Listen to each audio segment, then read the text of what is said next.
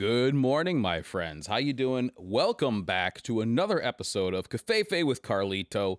This is episode, what is it, number 62. Number 62. Pretty cool to see in a year, right? Just shy of it. No, actually, I think it's a little more than a year.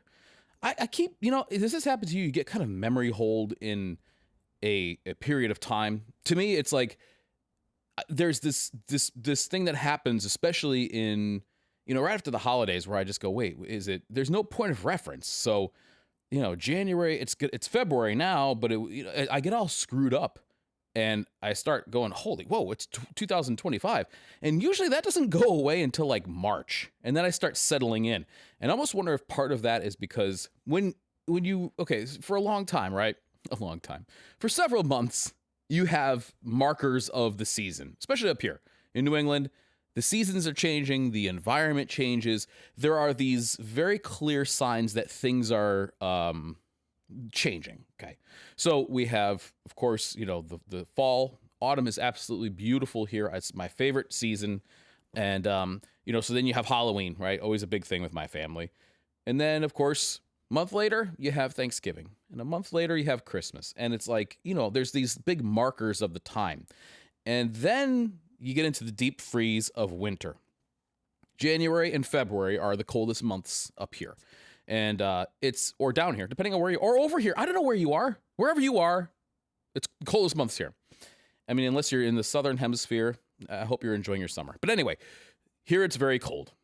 And it just looks gray and cold for those 2 months. Really kind of into March too, but March you tend to see a little bit of a sign of life. So my point is that you're in this no man's land of no touch points, nothing that really marks the occasion. I mean, you have Valentine's Day and stuff, but that's a very minor holiday. So unless you have a birthday or some other thing that marks that time within that 3-month period of January, February, March, at least to me, it feels like it's almost like there is just nothing. It's like, it's crazy. It always happens. It's so strange. And, maybe the same thing could be said for the summer, but maybe it's more evident in the winter because less things are going on. And it happens every year. And I've really only become aware of it the last few years. It's really strange to me, though. And I don't know, enjoy it for what it is. I remember reading a thing about how, I don't know if it was in Scandinavian countries or something, or maybe just, villages, I don't know, how the time of winter was looked at not as like the flip side of summer, right? Summer celebrating the light, the heat, the warmth, the, good times, doing different things. And then the opposite of that would be cold, dark, dreary, depression, seasonal depression stuff. I don't think that's the case. I think that, and again, what I've heard is that some of these countries that deal with that as a flip side to their summer simply just embrace it as a time of rest, relaxation, and really enjoying that time for what it is.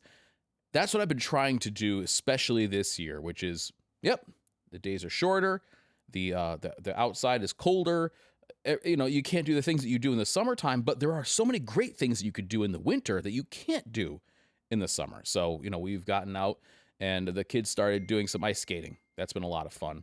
And I've been doing more hiking and walking this winter as well because there's no bugs, there's fewer people, and it's beautiful. I mean, if you get after a freshly fallen snow, I've come across these scenes that look like they could be straight off a postcard, and it's like there's nobody else here to see it, and that's kind of neat in and of itself. So I'm trying to enjoy this time for what it is, but in this period after Christmas, I find it to be kind of hard to remember what day it is.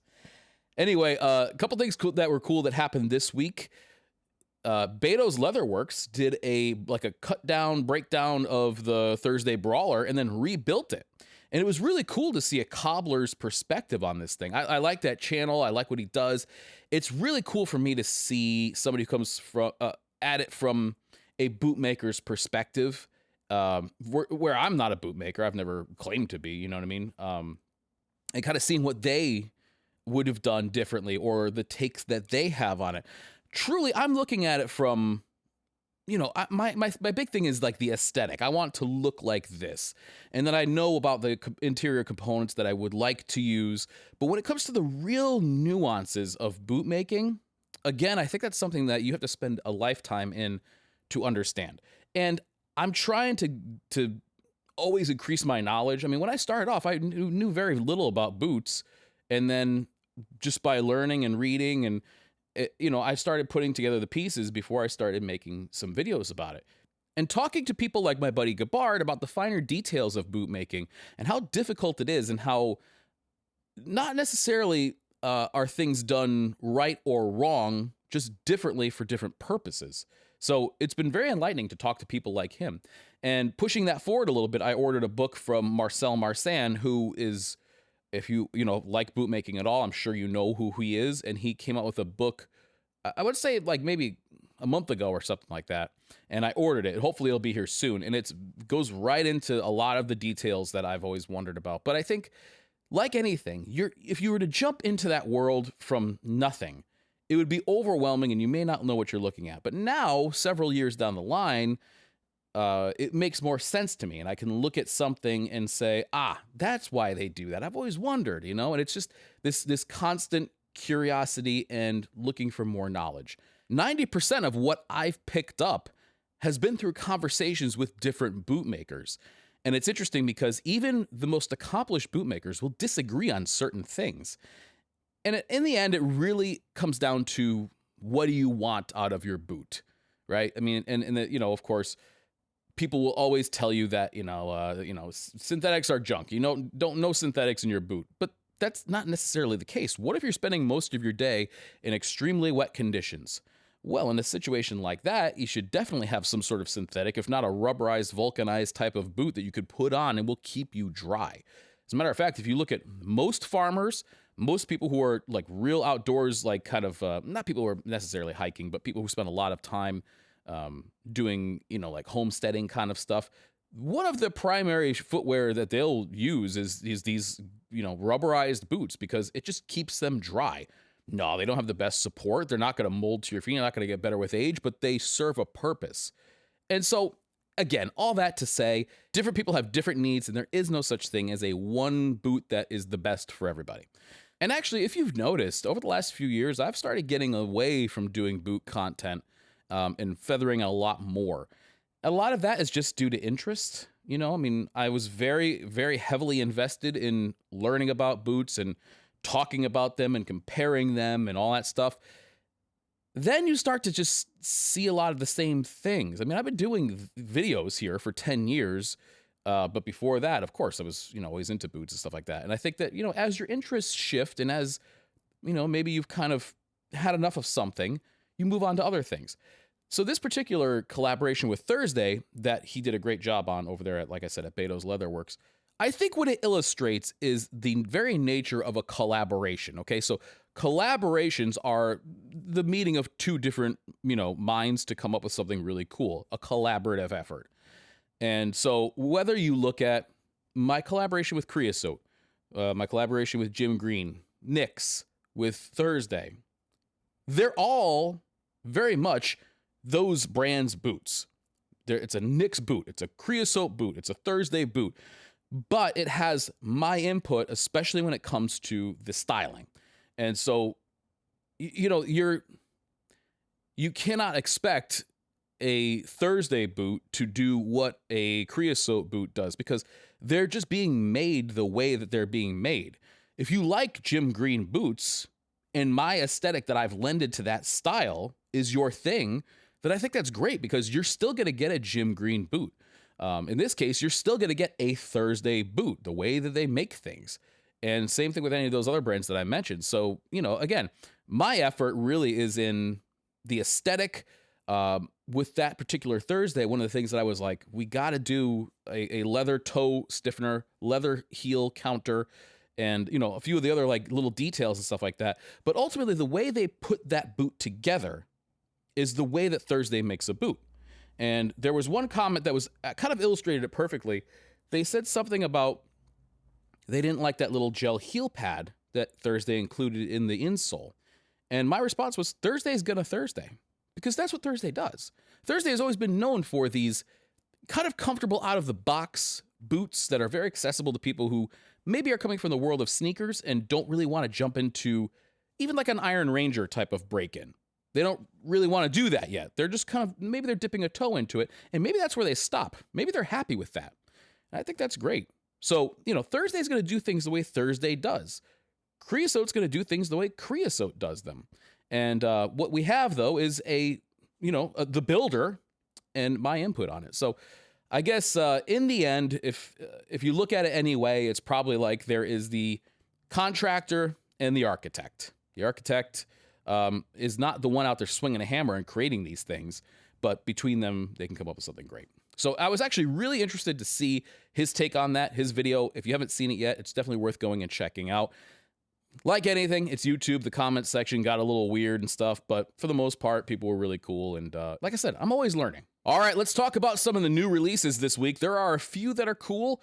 The first one I want to talk about is Russell Moccasin. I teased this last week, came out with their Forrester boot.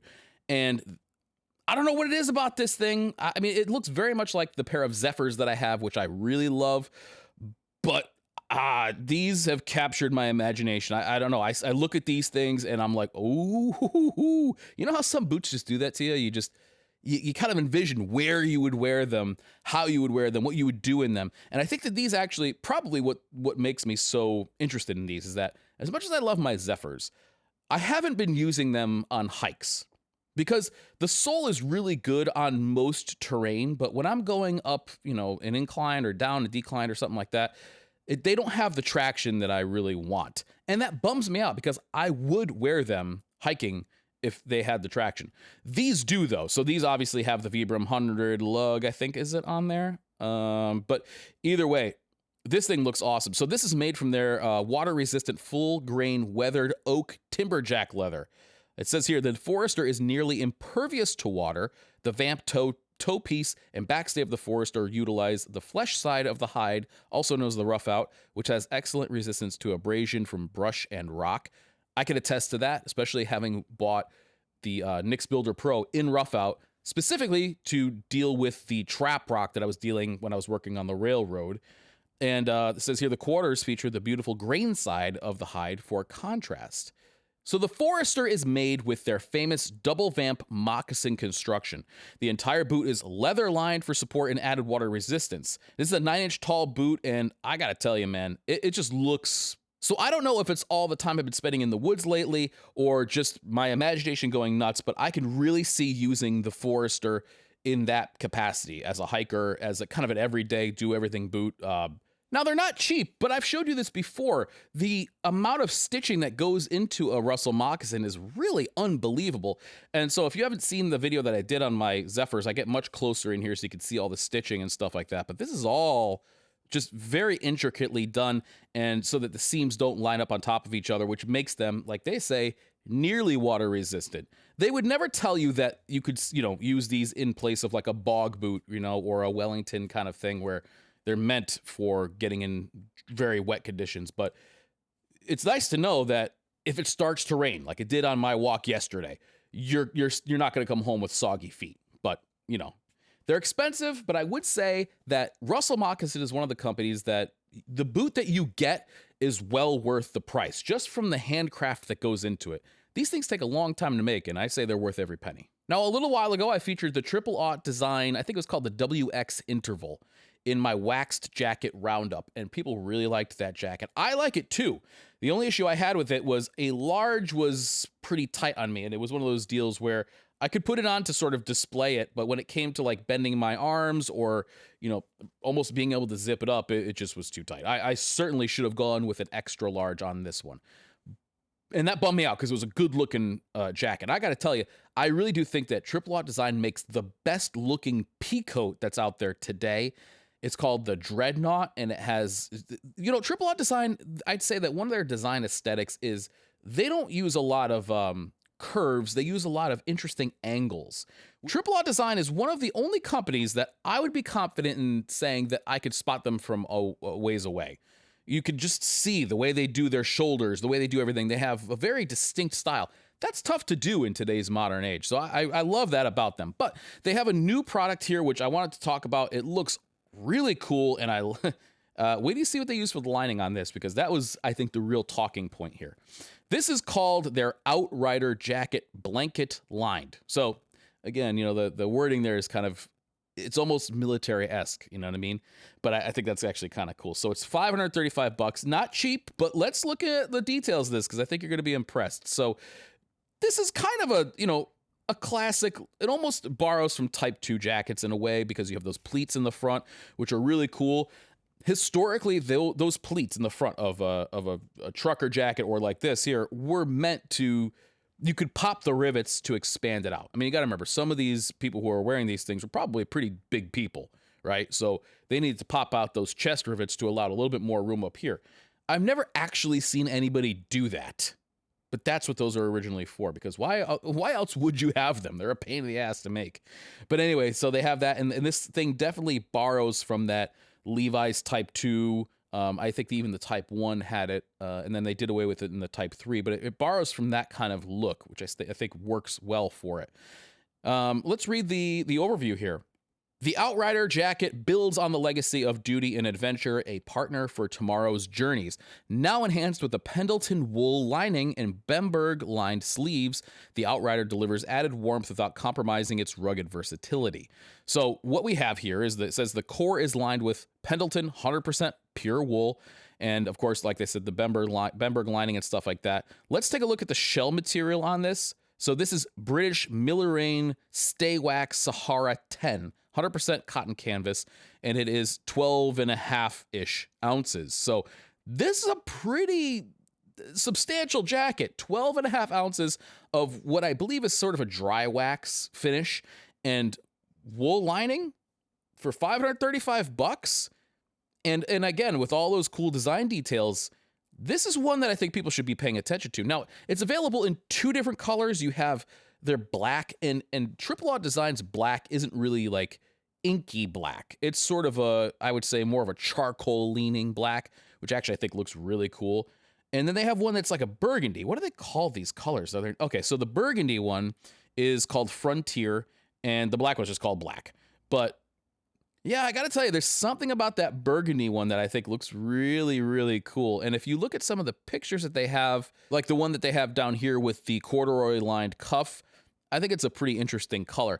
It really does look like Tripot Design has a winner on their hands. This guy here is certainly one to check out. And I know that price point is expensive, but if you're looking at it compared to similar jackets with similar specs, it's right there down the middle. That's not too bad, especially for 100% wool lining. So this is one that I wanted to bring up to you, because I don't see them making a whole lot of noise within the group that I'm a part of here. But I think Tripot Design really deserves a second look. So last week I told you about a new brand to me called Unbleached Apparel.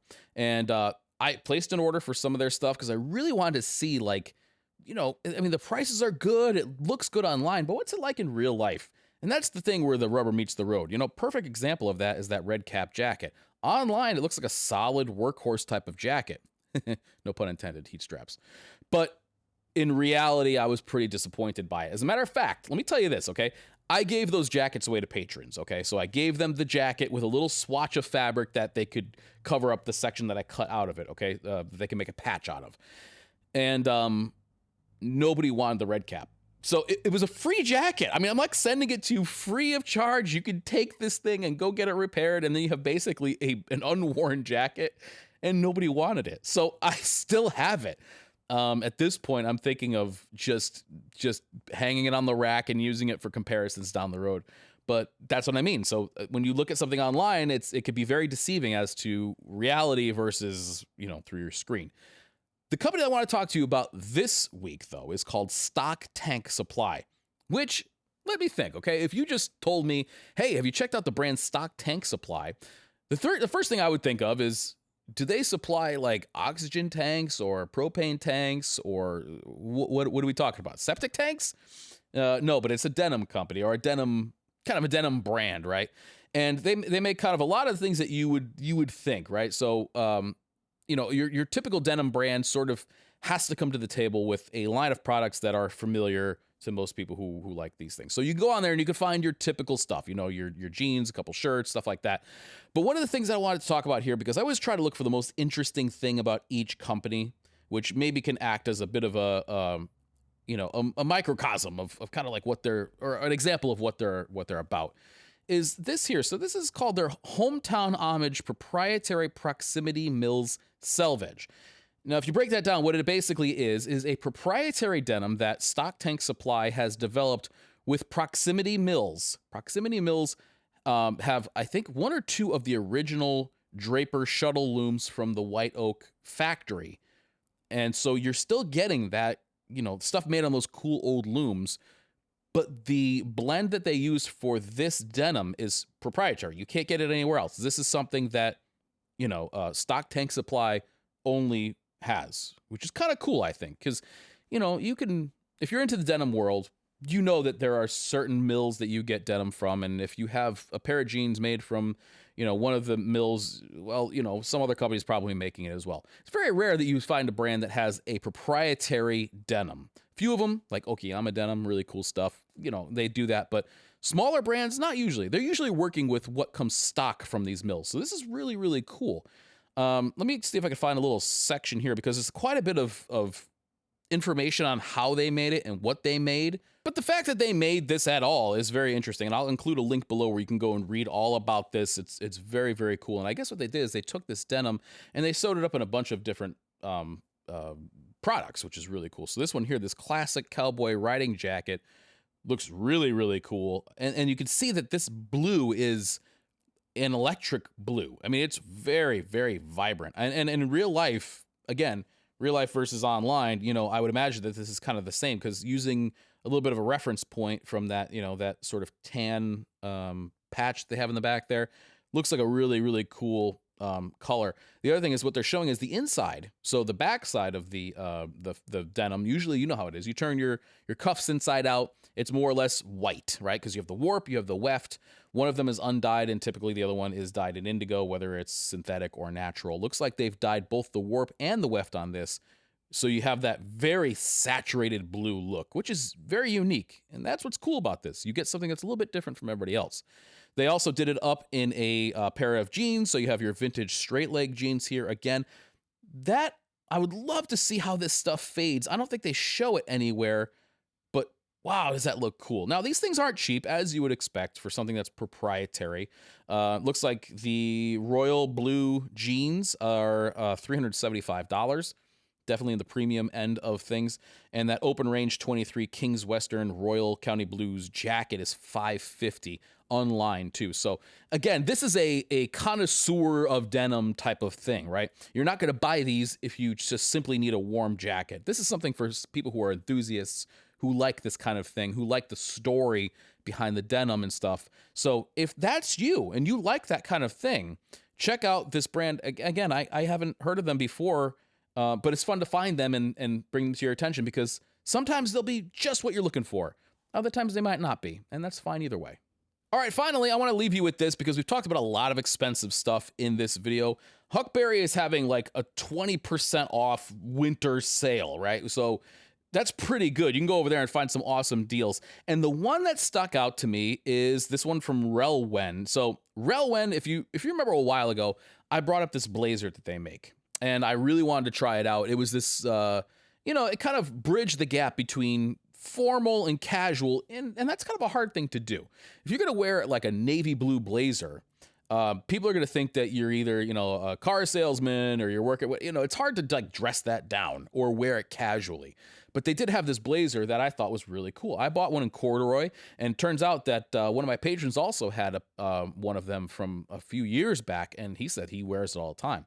I really do like mine a lot. I'd say that it's a little expensive, though. I like it. I wish that it was a little bit less money, just because of, I guess the value, I think, is a little bit off. I think when you can find them on sale, though, which they might be, I don't know, I haven't actually looked if that one was on sale, then they are worth it. So that's the company that makes this here. This is called the Quilted Insulated Tanker Jacket. It originally is $318, but now it's $254. The cool thing about Relwen, it looks like they also have a lot of colors. So here we have 6 colors. So you get a lot of different colors in this thing. But it looks pretty damn cool. Basically, it's a quilted, short jacket. But one thing about that I like about Relwyn is it looks like they always kind of build in these little features that you discover when you have them, and you go, oh, that's kind of cool. Like my blazer has like a little zippered pouch in the back. I didn't even know that was there. And so this has a drawstring at the hem. It looks like something that you can wear as a layering piece if you'd like to. I can imagine something like this would be a good mid layer, especially with that collar that stands up and doesn't necessarily have to fold over. You could wear this beneath another jacket and be really, really warm. Now, the one thing that kind of has me a little is that lining, which, these sort of trash bag lining kinds of things, I don't like the feel of plastic against my skin. This might not feel that way. Again, online versus reality, totally different things. But just from the outset, the way that catches the light and stuff, it looks like, ugh, it just makes my skin crawl a little bit. That's not enough for me to not check this out, though, because I think that if it really fits well and it performs well, that's a good price on sale. Full price, $318. Not sure I would go for it, but I'd be willing to take a chance at $250 because, based on my experience with Relwyn in the past, it's been positive, and this kind of looks like not really like much else that I've seen out there. There's a few brands that do the same type of diamond quilting, which originally was, I think, a Barber thing, and then you have like Schaefer outfitters and stuff like that, but this is pretty neat, and I think in the right color, this could be really good. So, wanted to make you aware of that sale. Go ahead and poke around over there. I'm sure there's a lot of other things. This is just the one that I picked, but 20% off is nothing to sneeze at. All right, we're gonna go to the patrons only segment now, and I don't know where you are in the world or where you are in the United States if you're here, but it's been a pretty crazy January. Between the fires out in California, this helicopter crash with the plane. This has been a bit of a whirlwind of a month, and so I hope you're holding fast and I hope you're okay. Sometimes it could almost feel like the world's collapsing around you, and if you were affected by either of those things, my heart goes out to you. When I was looking at the thing with that plane crash, and they showed a mother and daughter, and the picture they showed was them standing in front of the Disney castle. They were both killed in this plane crash, but like I have two pictures of me with my kids and my wife in that same exact spot. And so, immediately you start thinking about what it would be like if that was you or whatever. And so they interviewed the father, who of course had lost his wife and his daughter. And man, I don't know, man, it hit right in the heart when I saw that. It was really tough to watch, and my heart goes out to all those people. It's like, it just happened, and it's like, I hate when people immediately start pointing fingers when tragedies happen. Like damn it, let's get through this. Like let's sort everything out. We'll talk about it after. But immediately when people start pointing fingers, it's like, it's too early, Like, we don't know what's happened yet. Are you really going to start fighting with one another about why this or why that? We'll get there. There's definitely, like, things that could be avoided or improved going forward. But, like, to jump right to the immediate finger pointing and blaming and stuff, man, a lot of people, like, their lives are changed forever. I think that is way more important to focus on, especially in the beginning when these things happen. And you know what I hope? I hope the rest of the year is boring as hell. I hope we don't have any other, I know that it's a pipe dream, and I know other crazy things are going to happen, but I hope we have no more of that kind of stuff coming our way, at least for a little while. I want a period of boredom for us all. I want us all to be able to just focus on the stuff that we need to focus on without having some damn unprecedented event. I'm tired of it. It feels like ever since the beginning of 2019, nothing has ever been boring, and I'm ready for some boredom. Anyway, if you aren't, you can always come here and listen to me, and I will provide you with boredom. I promise you. Anyway, I hope you have a great week. Take care of yourself. Take care of the ones around you, and I will catch you later.